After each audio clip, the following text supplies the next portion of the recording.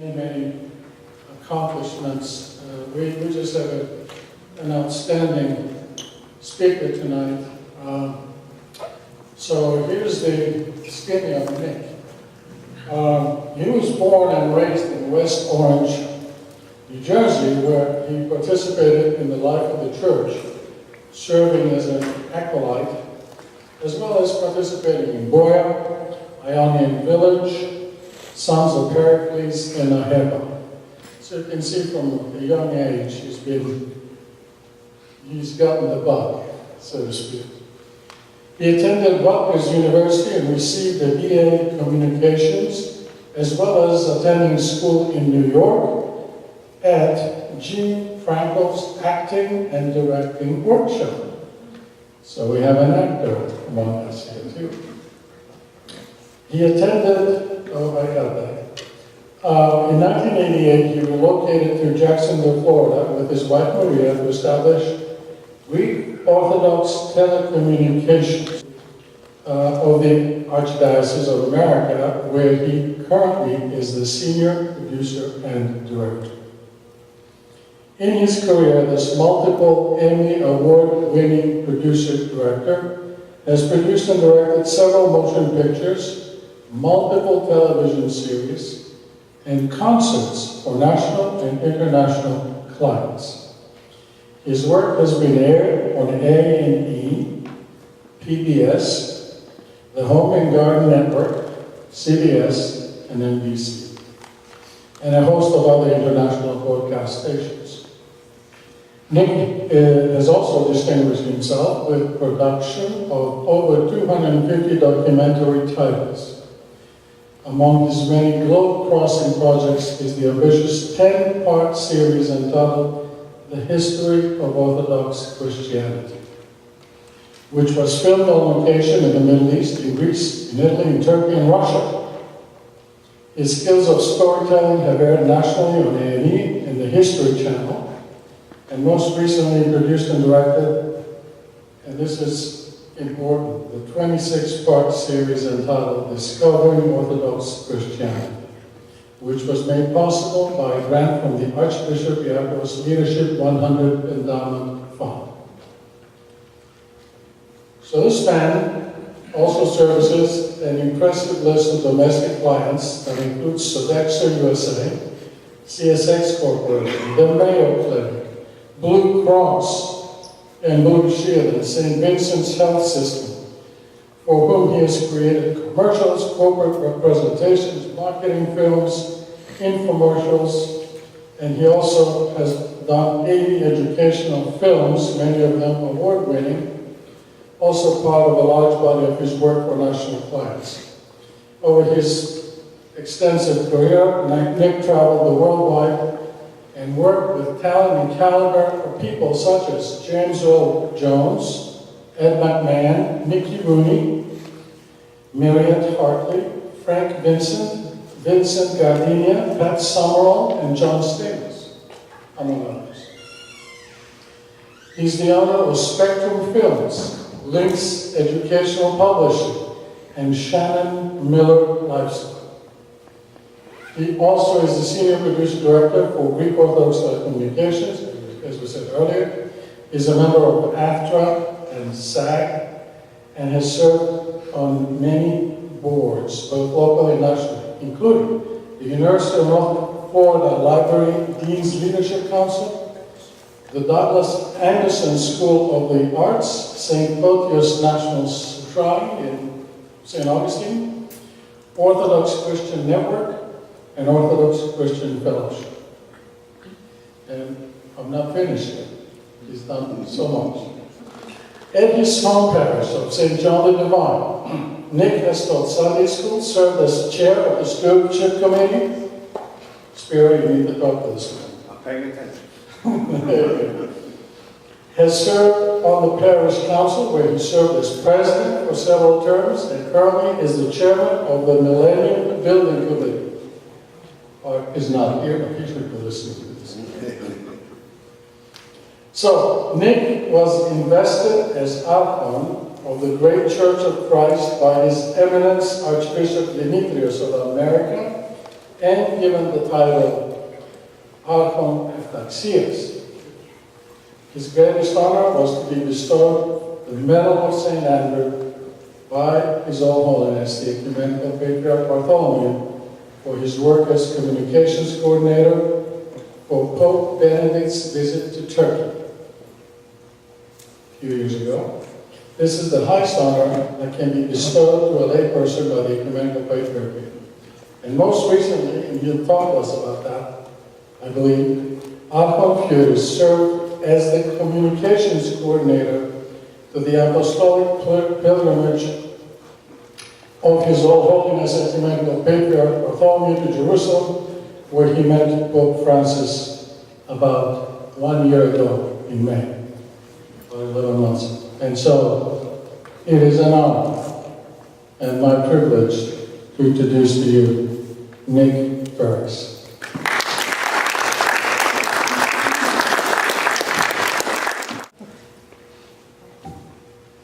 Thank you so much, Harry. Your Eminence, Metropolitan Alexios of Atlanta, my new friends, Reverend Father Philemon Petitsas, and Harry and Carol Dimopoulos, thank you so much for being so inviting, so hospitable, for showing us, myself, the philoxenia that the Greeks are known for. To my fellow Archons, the defenders of the great Church of Christ, my new friends that I met at lunch, and brothers and sisters, and beloved supporters of our beloved Ecumenical Patriarchate, our holy archdiocese, our beloved metropolises of America, and defenders of religious freedom and human rights here and everywhere. Christos Anesti. Christ is risen. Christos Anesti. I thank you for this great honor to join you in your Christian rights and freedom ministry this evening and have the opportunity to address you from my humble perspective of fighting injustices, from a unique perspective, one of a person who's in the communications field. I've been honored in my career to be part of history many times in my line of work. I would like to begin my presentation this evening by showing you a short highlight reel of the historic apostolic pilgrimage of Pope Francis and Ecumenical Patriarch Bartholomew to Jerusalem.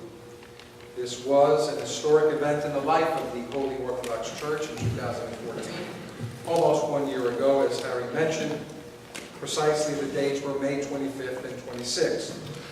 These two leaders, representing the lungs of Christianity worldwide, His All Holiness Ecumenical Patriarch Bartholomew, His Holiness Pope Francis, met in the historic city of Jerusalem, where the most extraordinary event in history took place, the resurrection of our Lord and our Savior, Jesus Christ. This highlight reel will show you the three meetings that the two prelates had together in the sacred and historic city of Jerusalem, but also a few clips of the recent visit of Pope Francis to Constantinople on the occasion of the Throne Feast of St. Andrew. So enjoy, it's about 5 minutes. It'll give you a flavor of the two prelates and how they met, and I think you will see through the film the brotherly love, the mutual respect that they have towards one another. Karen?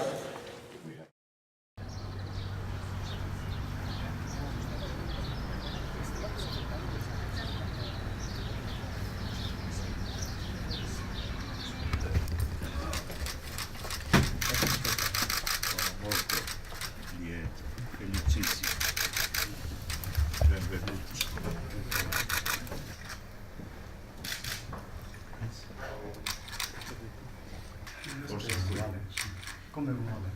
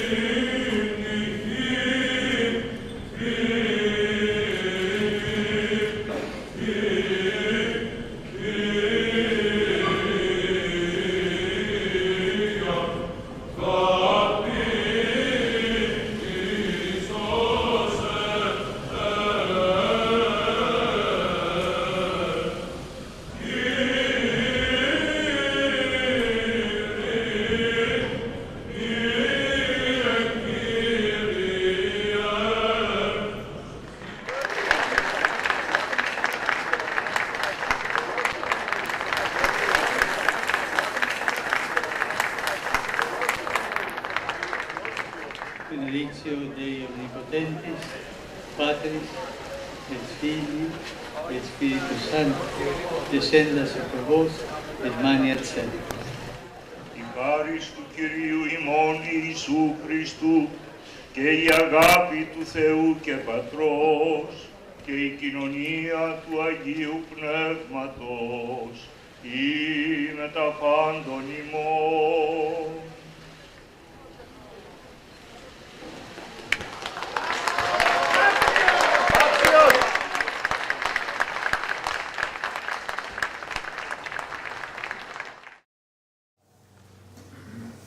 Why were they in Jerusalem?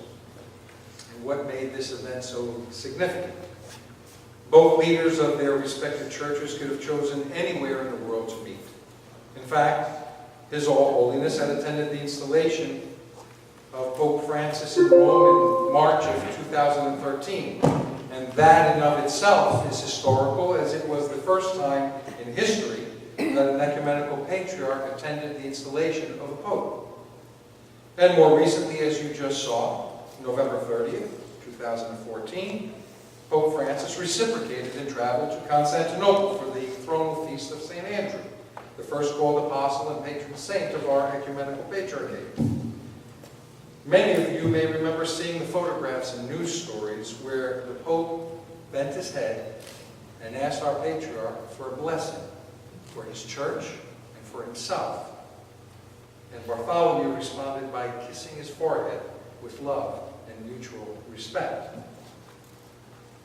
Yet none of these meetings, none of this dialogue and mutual respect would have been possible without going back 50 years in time, when two other great men and visionaries of blessed memory, Pope Paul VI and Ecumenical Patriarch Athenagoras, met in Jerusalem.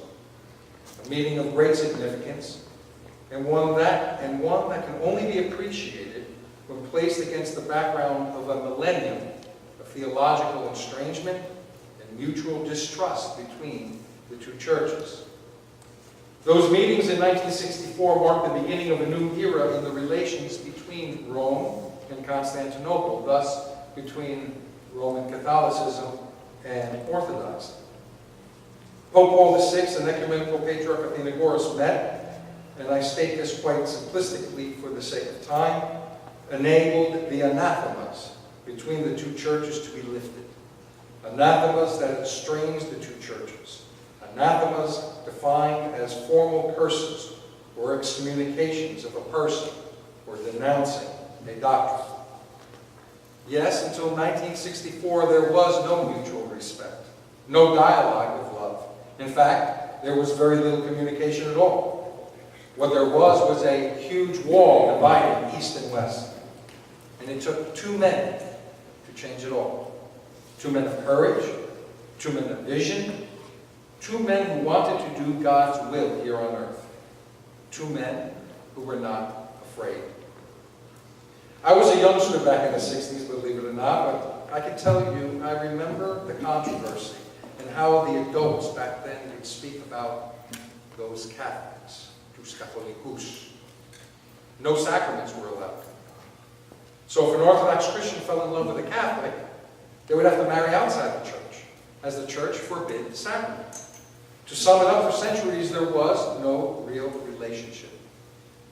So last May, critical point, at the invitation of His All Holiness, Ecumenical Patriarch Bartholomew, the two leaders in the footsteps of their predecessors, met to celebrate the 50th anniversary of the great events of 1964. And thus, a new chapter was written. I was humbly honored to be appointed the communications coordinator for these events on behalf of the Ecumenical Patriarchate, which allowed me the good fortune of having to travel to both Rome and Jerusalem multiple times in preparation. Never did I imagine what a life-changing experience it would be. Brothers and sisters, this was a major event. Logistics were very difficult. We were planning an event in Israel which has very strict governmental and religious rules, as well as regulations set forth by other various Christian jurisdictions. As Orthodox, we had to work not only with the Ecumenical Patriarchate, but also with the Patriarch of Jerusalem, under the inspired guidance of his beatitude, Patriarch Theophilus III. We had to gain his support and approval on every detail, because it was his terror. But also, this patriarch had to ensure that everything that would be done would leave a positive result with both government and religious officials in Israel. I don't have the time now to get into all the details, but every decision had to be very thoughtful, and it was. And by the grace of God, the apostolic pilgrimage of Pope Francis and Ecumenical Patriarch Bartholomew took place in a very dignified way. And the two leaders met 3 times, as you just saw. At the Apostolic Nuncio's office of Jerusalem, in the exact room where Pope Paul and Ecumenical Patriarch Athenagoras met 50 years earlier and embraced.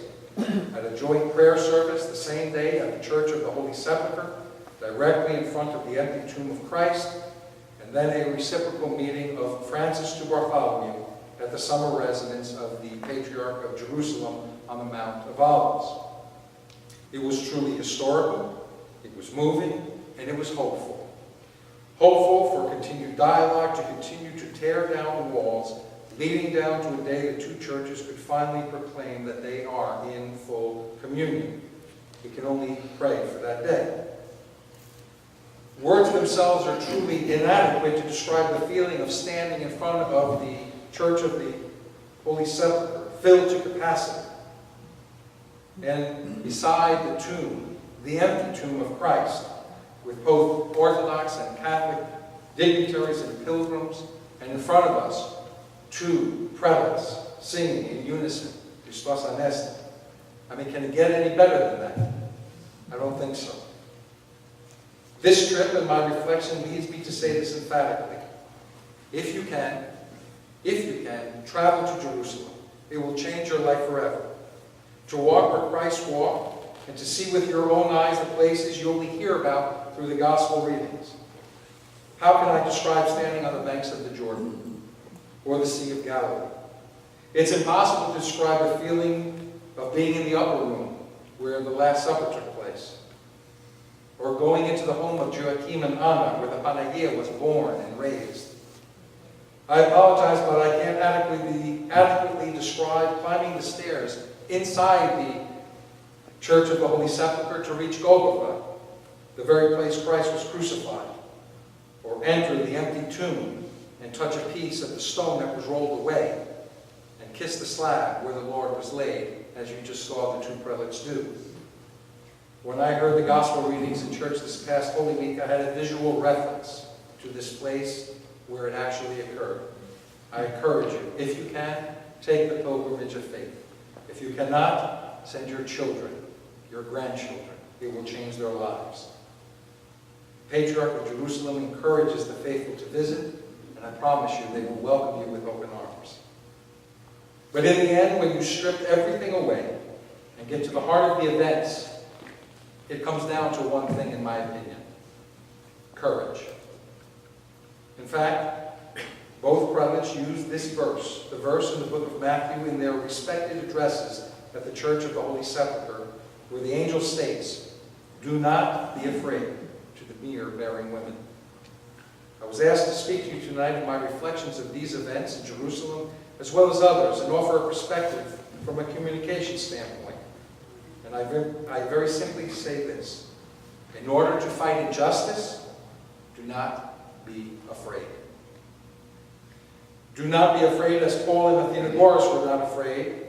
And going against strong winds, they met and embraced and enabled a new chapter in the lives of both churches. When you see something that is wrong, do what you can to change it.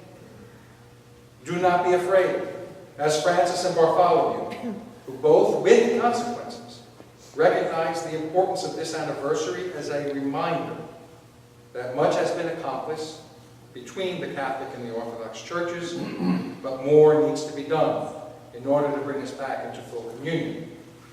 These are 2 great leaders who respect each other and recognize that unity can be and must be achieved despite the voices that sound off and continue to prefer division rather than unification. But remind them that dialogue and love trump evil always, and remind them that it is God's desire that the church be one faith, as St. Paul reminds us. Yet personally, I believe that both of these bold leaders understand that more now than ever, the dialogue and actions of the two churches is critical in the face and the threats to Christianity around the world. Francis and Bartholomew together in words and in actions is critical in the struggle that we all face today. They are not afraid. Make no mistake about this. Just the other day, Pope Francis was not afraid to call out Turkey as it relates to the Armenian genocide.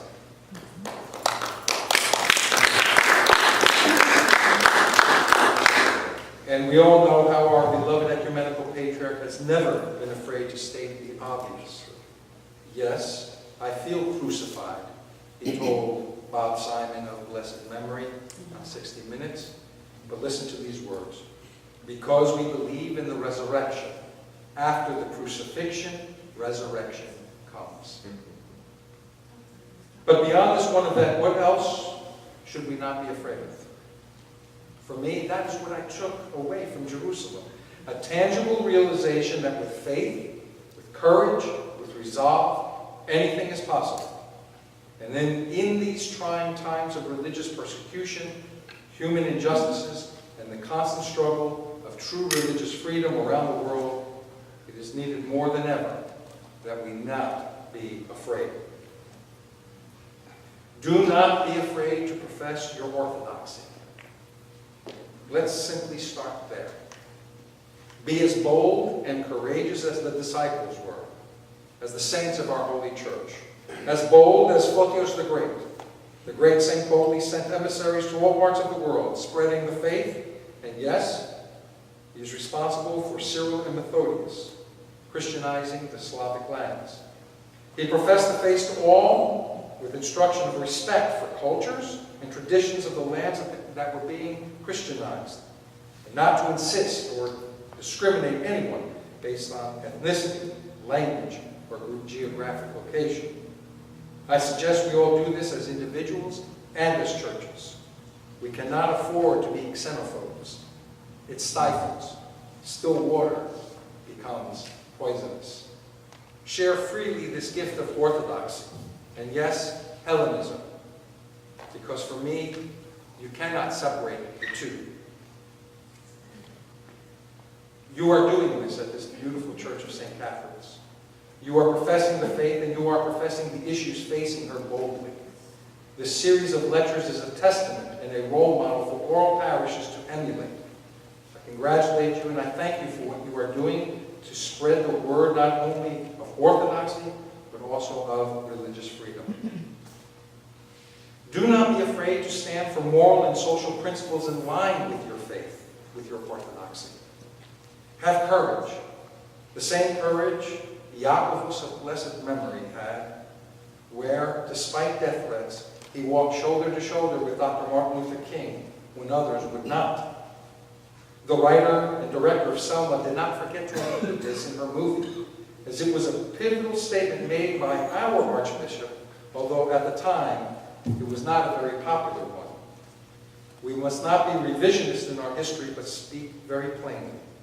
It was an unpopular move on His Eminence's part to go to Selma, but today, as we look back on it, it may be the singular greatest statement in the life of our Holy Archdiocese of America. Why? Because it was the right thing to do, and it took courage. Most recently, I had the honor to travel to Selma for the 50th anniversary of the March with His Eminence Archbishop Demetrius. It was historic and moving to be part of the celebrations, but the respect that we felt from national and state leaders was overwhelming. In fact, Ambassador Andrew Young immediately went off script in his keynote remarks at the historic Brown Chapel and thanked His Eminence Archbishop Demetrius for his presence and reiterated that Archbishop Iakovos was a friend to us all, a bold man whom without, I'm not sure, the civil rights movement at that time would have been as effective in Selma. That's a bold statement, one we should all be very proud of. And when one thinks back historically, it is often those who go against the wind that history records as heroic, those who were not afraid. And now with all of this, let's turn our attention and focus to religious and human rights. Do not be afraid to fight obvious injustices. The greatest injustice took place in Jerusalem 2,015 years ago. But make no mistake about it. Today, Christianity is under attack. Christians are being massacred all over the world. Churches are destroyed and desecrated. Religious freedom is constantly attacked. And for us, as Greek Orthodox Christians under the spiritual jurisdiction of the Ecumenical Patriarchate, it continues. Have the courage, as did our gentle and wise Demetrios of America, when in front of a packed room of worldwide reporters in Istanbul, spoke softly yet so wisely, challenging the Turkish authorities of their persistent persecution of the Mother Church. I'll paraphrase, and I quote, "Why is it that Turkey would not want or support the Ecumenical Patriarchate, the symbol of worldwide orthodoxy that is established in this land? Instead, it mocks and persecutes it. Can you imagine Italy doing this to the Vatican? This makes no sense whatsoever, but shows that the Turkish authorities are not for true freedom of human, civil, and religious rights, and the world must take note."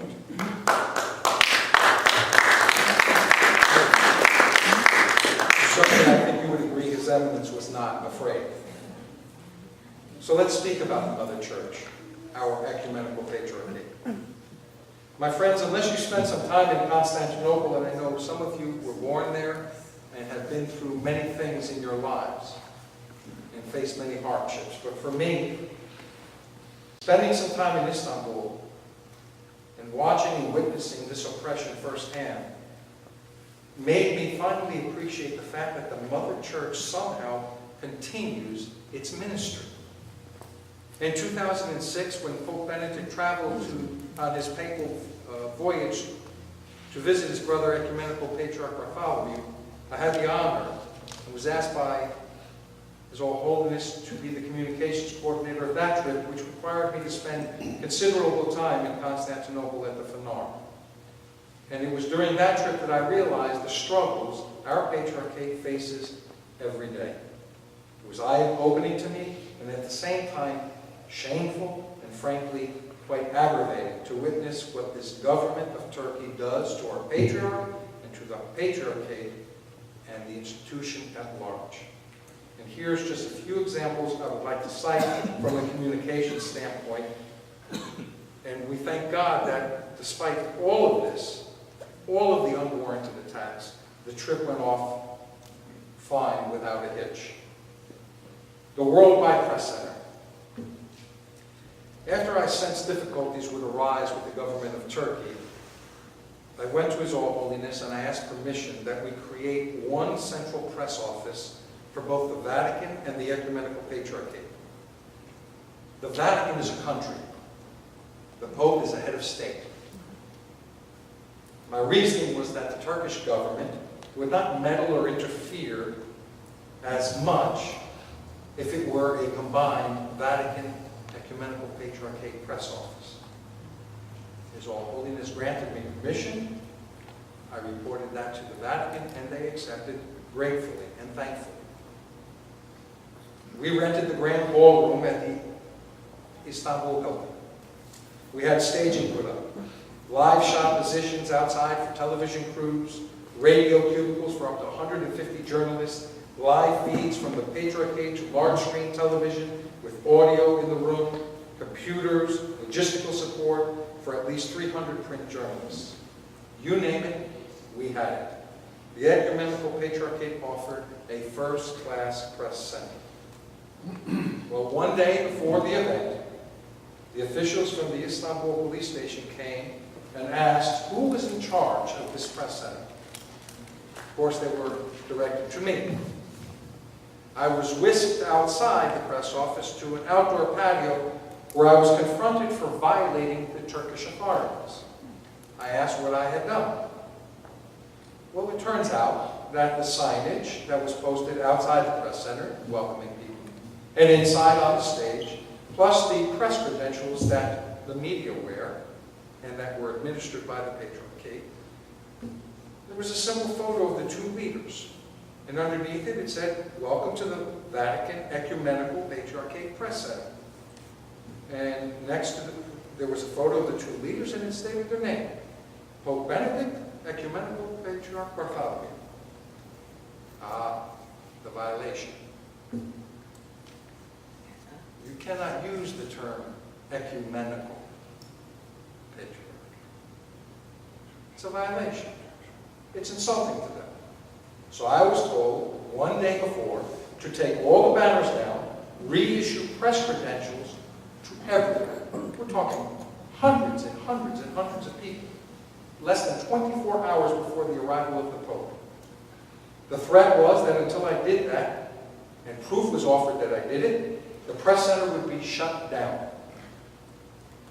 I refused. I told them that I refused to change the proper title of my spiritual father or the institution, and we would not give in. I told this man and his entourage he should alert his superiors that I will hold a press conference and explain to the worldwide press assembled why the press center was being closed. They could make that decision, but I would not give in. I immediately called Father Alexander Carlutos, the spiritual advisor of the Order of St. Andrew, Archons of the Ecumenical Patriarchate, and the liaison and organizer of this particular event, to come to the press center. I would have briefed him, and he would hold a press conference and tell the worldwide reporters of this great injustice. He literally called the press conference when all of a sudden we were told, "We will allow it this time, but never again." "Fine," I said, but I knew better. So the next morning, we come to open the press center to get everything ready. The Pope would be arriving, and we would head directly to the Patriarchate for a doxology of Thanksgiving. In the press center, no Wi-Fi, no internet. We could not function. The Turkish vendor I had hired was running around crazy. I asked him what had happened, and he told me he was embarrassed to say, but somehow they were hacked.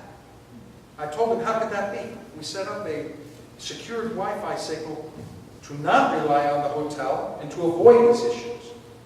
And then he said there was no doubt that he had been hacked and shut down, and he knew it was a government that had done it.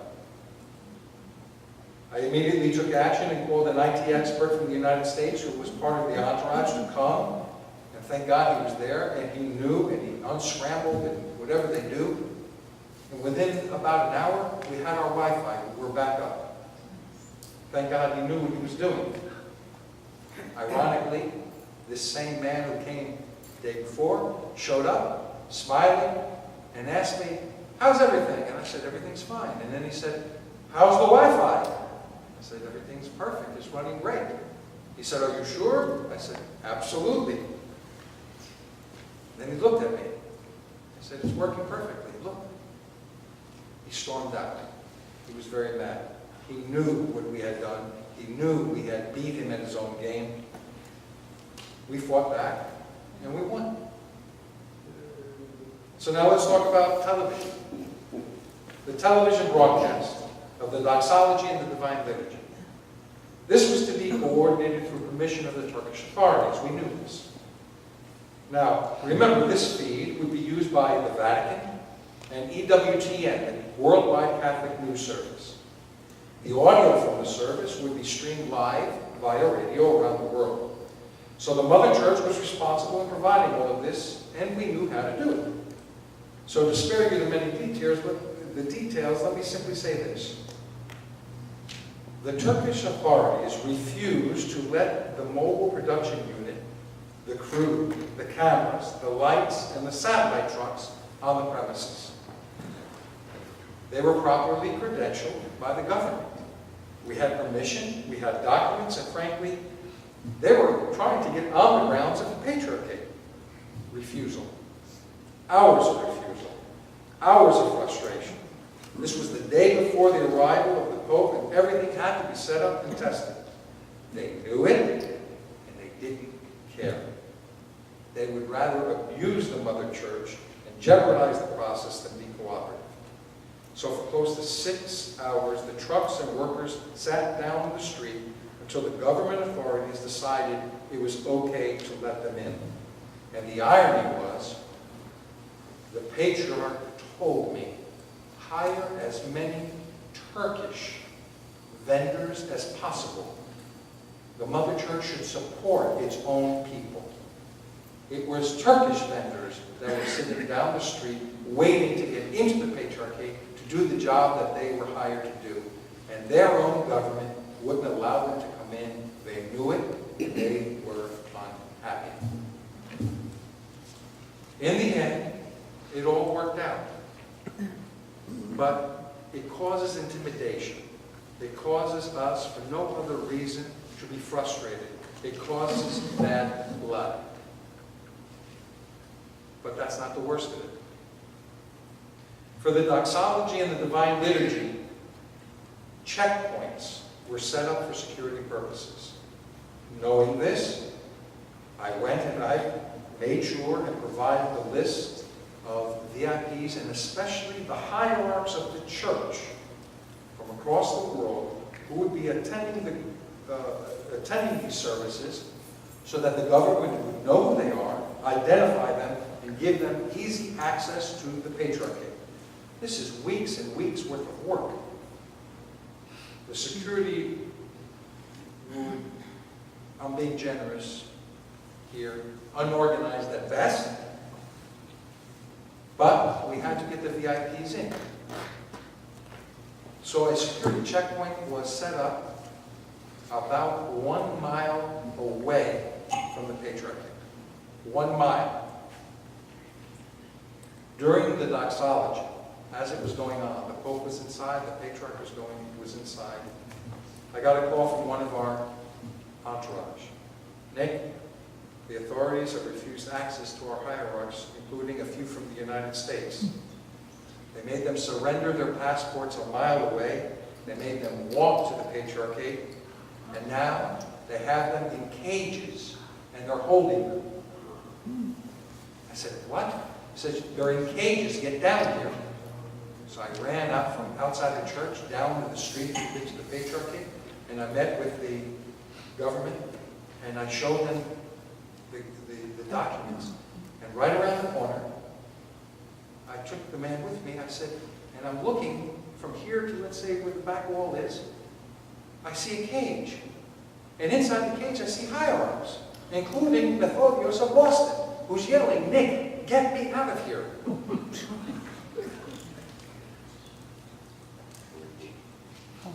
I tell these people now I'm yelling. These are hierarchs of the church. They need to be inside. No paperwork. Here's the paperwork. Here's the names right here. Please. Oh, we don't have the paperwork. You have paperwork? We need paperwork. Well, where's your paperwork? I don't know. I said, it's okay. I literally ran inside and I grabbed the U.S. ambassador to the United States and brought her outside of the church. She thought I was nuts. I said, there are hierarchs, including from America, that are being held in cages right now down the street. She said, you're kidding me. I said, here's the picture. I took the picture. Here's the picture. She looked at it. She goes, where are they? I said, come with me. I took her down the street, and she saw it with her own eyes. She couldn't believe it. She said, I don't know what I can do with it. I said, no. Make the call. What call? Well, the State Department. Now? I don't care now. They're open 24 hours a day. Trust me. Make the call. I can't call. You must make the call. This is an injustice. This is everything against what we believe as Americans. There are American hierarchs being held hostage. I don't know what she did. She played with her phone. She acted like she was making a call. Maybe she made the call. Next thing you know, miraculously, they're let out. And I'm watching these hierarchs going into the church after surrendering their passports a mile away to God knows who, walking a mile, and then being put into cages. This is what we face. These are just a few examples. I could cite so many more. I could cite so many more on how the Turkish government treats our worldwide center of Orthodoxy. These are isolated events, but can you imagine what they do day to day? You think about the generational oppression that they put on the Orthodox, the Greeks. It wasn't too long ago there was a couple 100,000 Greek Orthodox people in Constantinople. Now, maybe 2,000. This is by design, because eventually there'll be no one left. And that's their plan, in my eyes. How rude was it that on Great and Holy Friday that just passed, the most solemn holiday in our faith, they read the Quran in Hagia Sophia, the symbol of Byzantium, the symbol of Orthodoxy, the first time in 85 years. Was it a coincidence? No. They knew the day. They knew it was Great and Holy Friday. They do this to offend our pneuma, our spirit. Would they allow us to walk into the church, our church, not their church, our church? Not a mosque. It's not a museum. It's a basilica. And senti per macho? Without escorting us out? They wouldn't. Go in and try to sing. Next thing you know, you have a cop chasing you out. This is persecution. These are why these symposiums are necessary. This is why collectively we cannot be afraid to fight these injustices that Turkey puts on the Mother Church, dictating to us the process of an election of an ecumenical patriarch, confiscating our lands and properties that clearly belong to the Mother Church, and closing the theological school of Haki without cause. This is unacceptable. I thank God for the Order of St. Andrew. They truly are not afraid. These defenders of the faith under the inspired leadership of our beloved Archbishop Demetrius, Father Alexander Carlutus, and Commander Anthony Limbarakis, whom you had here just recently. You know now firsthand he is not afraid. They have, as we all, will continue to fight against religious persecution of the Mother Church until the Patriarchate is able to operate and the bells toll freely. The properties are all returned and the school can open and teach a new generation of future priests and hierarchs. They cannot and they will not defeat a church that knows persecution. In its beauty, the Mother Church honors persecution. It's part of its mission. Yes, the Mother Church is crucified, but the process being made now continues. And in the end, good will defeat evil. And we all know, as we've said, that the crucifixion will lead to eternal life. So now the question is this, brothers and sisters. Will we collectively or individually be afraid? Will we have the courage, as does the Patriarchate, to stand firm and bold?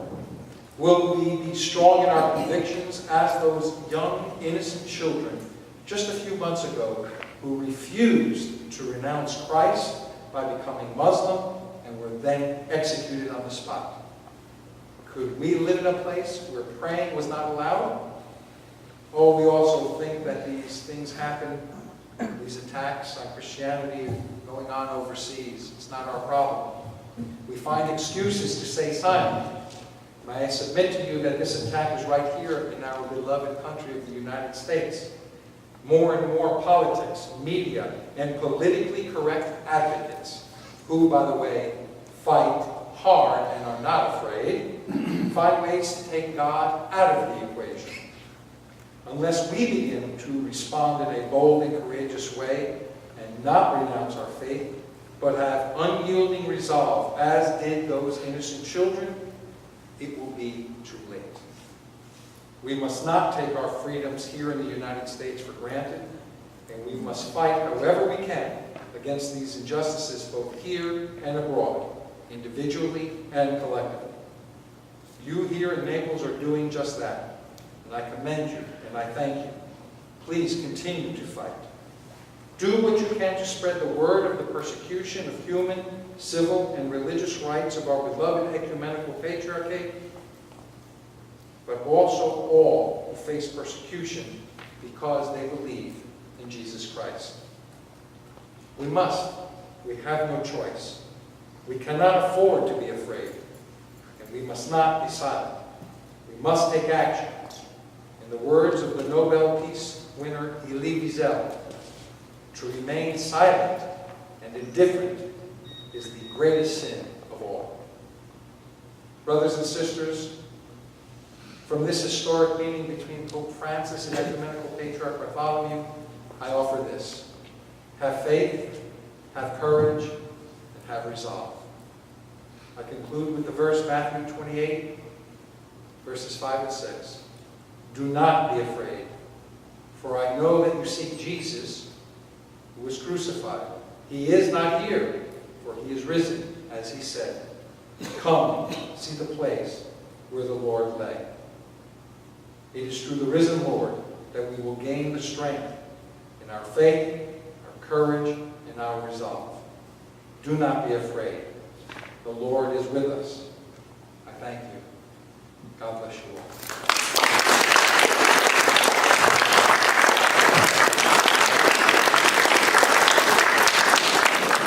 This question, how can we share what we're doing with other communities? And we do plan to meet with His Eminence. And we know that we have the support, so we're looking forward to that meeting. On that note, I want to pass the mic back to you, and there may be some questions from the floor. Yes, please.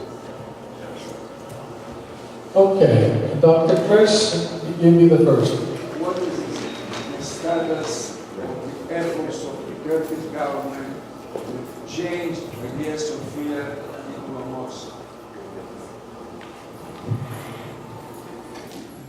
Well, obviously, they took the first step on Great and Holy Friday by reciting the Quran. And now there are reports I read this morning, if not yesterday, the days are all coming together, where there seems to be this acceleration to revert Hagia Sophia to a mosque. I welcome that.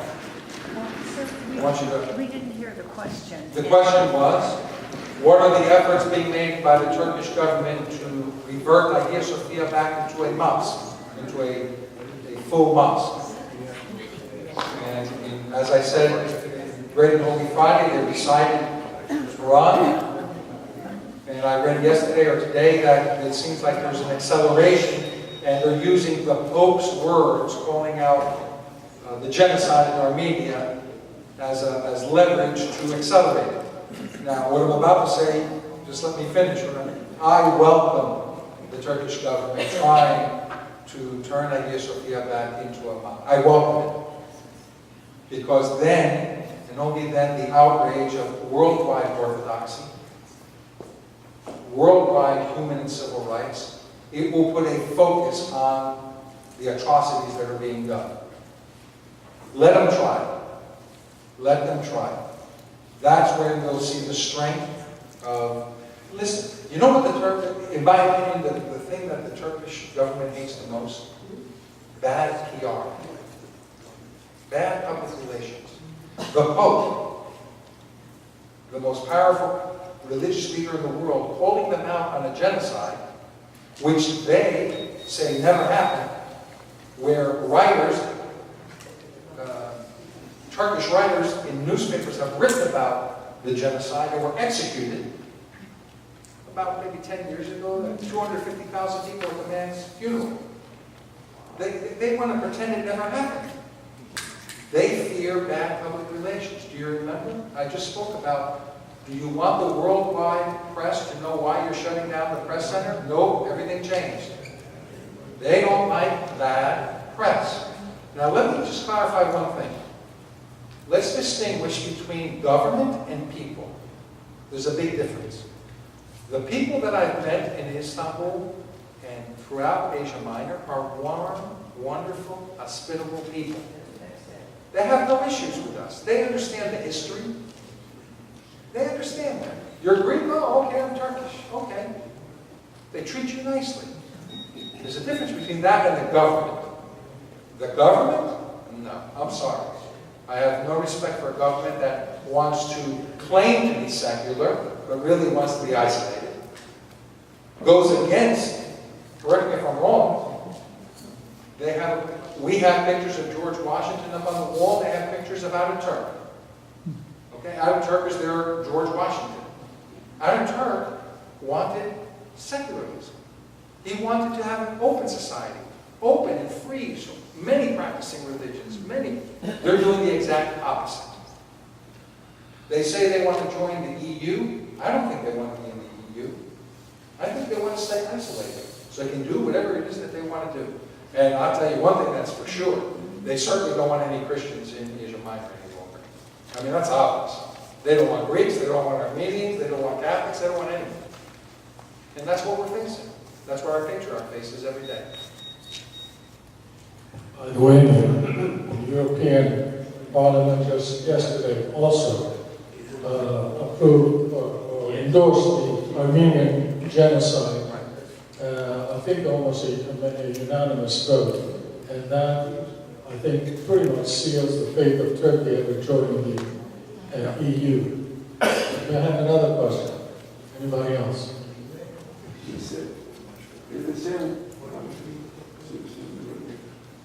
I want to ask a question.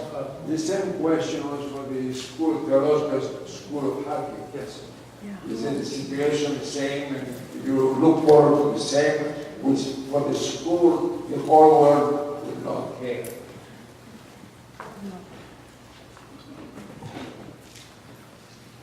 The theological school in Kharkiv is now under the leadership of a young, vibrant hierarch, Metropolitan and Furris of Furris, who I became very friendly with in 2006 when we did the papal visit of Benedict to Constantinople. There are visions of expansion. He's already got the library in shape, the grounds are in shape, the Wi-Fi, I mean, everything is ready. What they don't have is accreditation. You see, that's the issue. That's what the Turkish government is facing. If you go to Pringipos now, you can go to Halki, you can visit it, it's open. And he could teach. I saw him in Berlin. He can teach beginning tomorrow. He can take on students.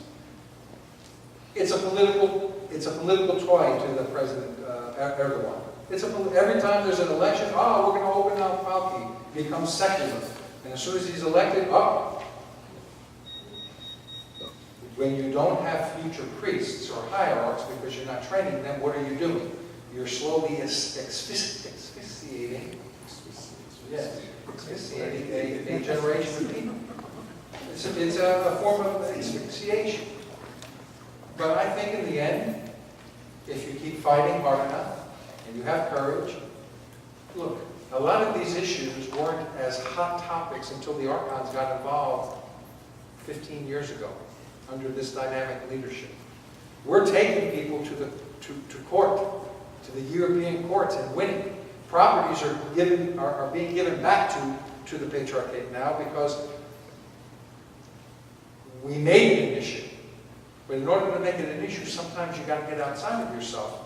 And it was because of this issue that we attracted people like Jay Sekulow, who, one of the greatest civil rights lawyers in America, who is now fighting on our behalf, on the Patriarch's behalf, and is bringing this to the worldwide audience. And once you see it, even from what I understand, even Turkish judges have voted against Turkey in the European Court. They see it. They can't. You can't vote against it. It's an obvious infraction, and they're voting against their own people. What are you going to do? You can't be foolish when you're voting on these things. But in order to win, you have to keep putting pressure on things, or else they forget. People forget because we're here, they're there. And when you don't have a large community any longer, the Patriarchate is poorly staffed. It doesn't have the staff that it needs to run, and yet it survives. I can tell you firsthand, our Patriarch works and works and works. He was there 3, 4 o'clock in the morning working. I mean, I was there with him. This is a man we should all support, pray for, because he will continue. He has a mission, and it takes guts to do what he's been doing, and to say the things that he's been saying to a worldwide audience. The 60 Minutes interview piece, that's the archives that forced that. That immediately got a worldwide audience on an issue. And the Turkish government, bad PR, remember I said that? They called CBS and demanded they not air the show. Demanded show air. Anybody else a question? Since there's power in numbers, have any efforts been... Let's just give you the... Okay. Since there's power in numbers... Closer. Since there's power in numbers, have any efforts been made to unite and work more closely with the Armenians? I'm from the Detroit area, and I've attended functions and meetings and whatever on their anniversaries, etc., for years, and they pull in as many as 500 to 800 people just in the Detroit area at these seminars, meetings, or whatever. So have you done anything, or the Greek community done anything to unite with them and work more closely together? I can speak to the patriarch. I know the patriarch, Kate, has a very cordial and quite frankly a very similar relationship in Istanbul with the Armenian prelate. They're, as they say, both in the same boat. I know the patriarch of Jerusalem has the Armenian prelate there, and they work hand in hand and try to work together. I can honestly say I know we have a cordial relationship here in America but I have not seen, personally, doesn't mean it hasn't happened, I have not seen the two groups coming together for a common cause, whether it be Cyprus or the Armenian genocide or the Patriarchate or religious freedom in general. I think sometimes, and I was telling the group and Father this afternoon, sometimes in order to bring attention to a problem, the best thing to do is to bring people who are not directly involved with that problem to the cause. Equivalent to, if you remember, some of you may remember Sun City, Africa, and the things, the atrocities that were being done there.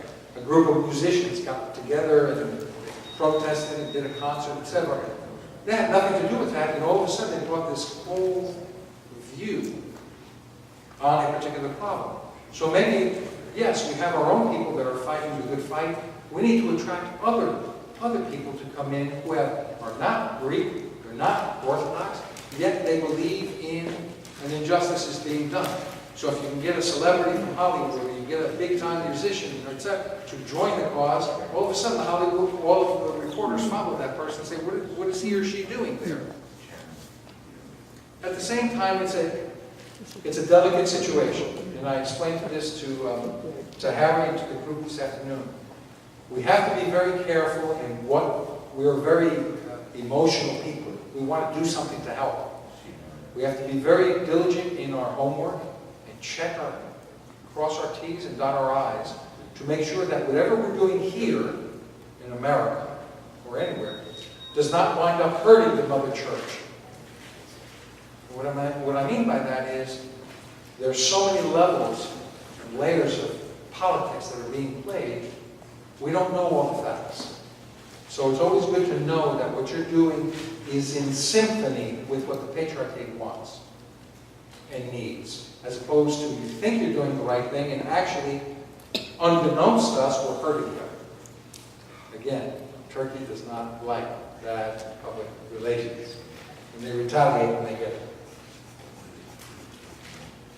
Yeah, I know it's getting late. I just can't let this go. I want to ask you one last question, if I may have the support of the audience here. We've been through a whole series of lectures on the topic of Christian rights and freedom. And one of the questions I get often from an audience like this is, we're just a small community. These are huge problems, to solve this problem in Syria, Lebanon, and elsewhere, not just the ecumenical paper. What role can we possibly play by actually engaging in this conversation? Are we just telling ourselves, can we actually achieve anything constructive towards a solution? How would you answer a question like this?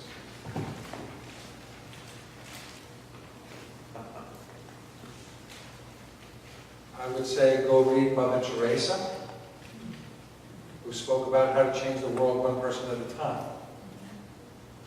There's another great, the first step, something in a long journey.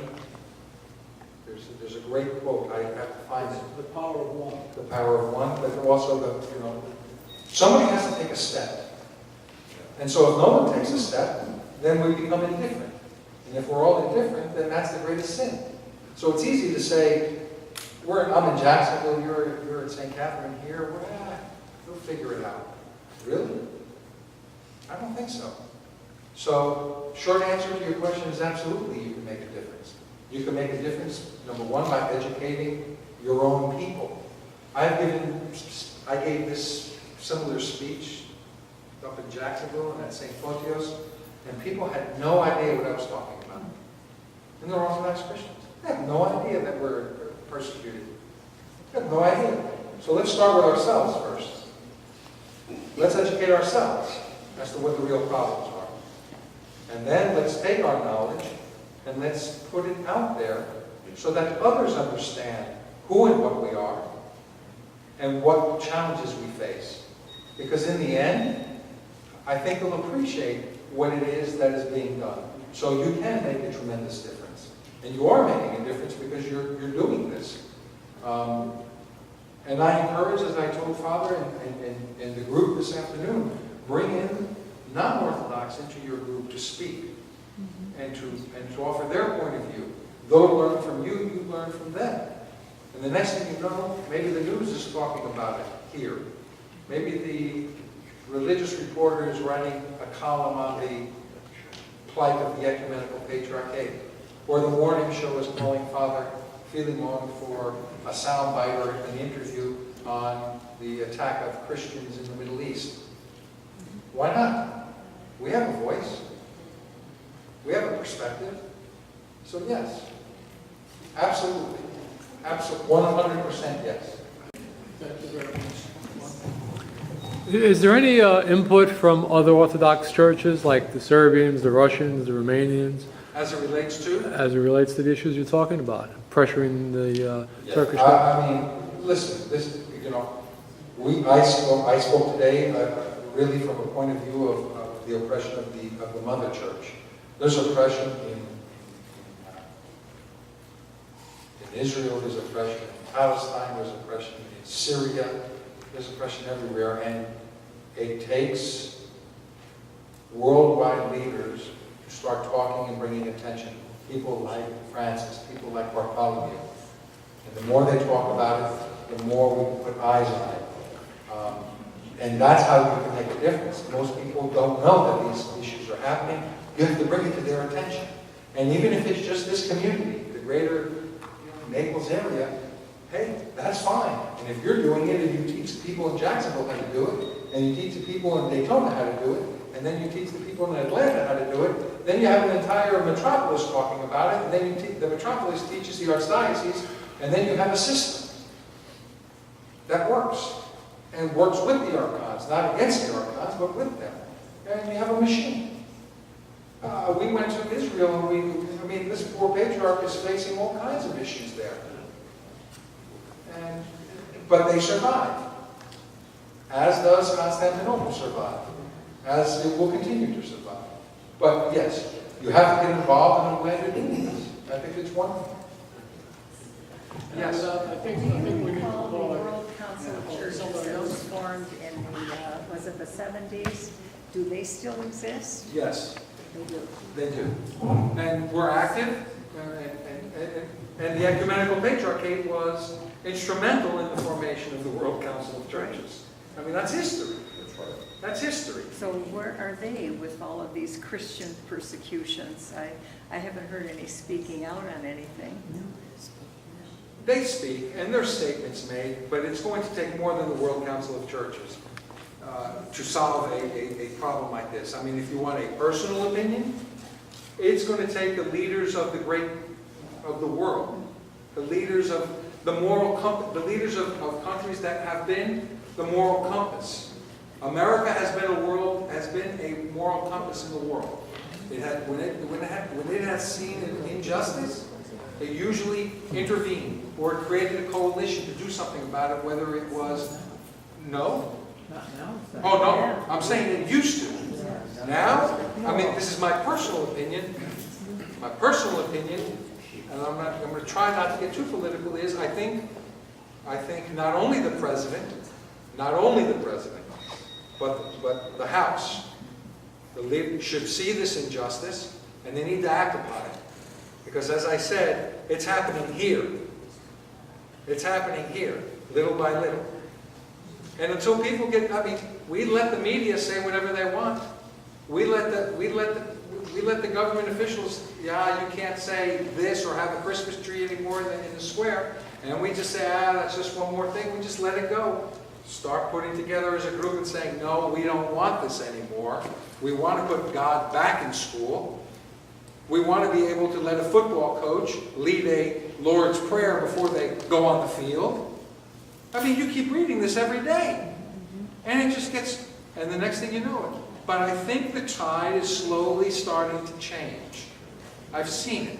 I think people are starting to realize that we've got to go back to our Judeo-Christian roots and put God back in the equation and let no one interfere. And if you don't, and here's the simple solution here in America, if you don't like what your representatives are doing or not doing, vote them out.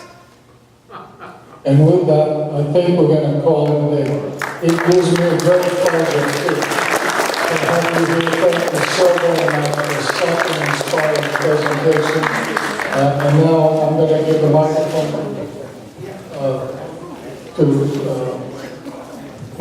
Please don't leave, we have a presentation. Nick, on behalf of the men's club and our parish council, we would like something for you to take back to remember us. Father and our parish council president, Jim Kettis, please come. And Harry, Mayor Archon Nicholas, on behalf of our St. Catherine Men's Club and Christian Rights and Freedom Ministries, we thank you for your bold message. Be not afraid. My own Lord Jesus Christ, may our own Jesus Christ bless you always.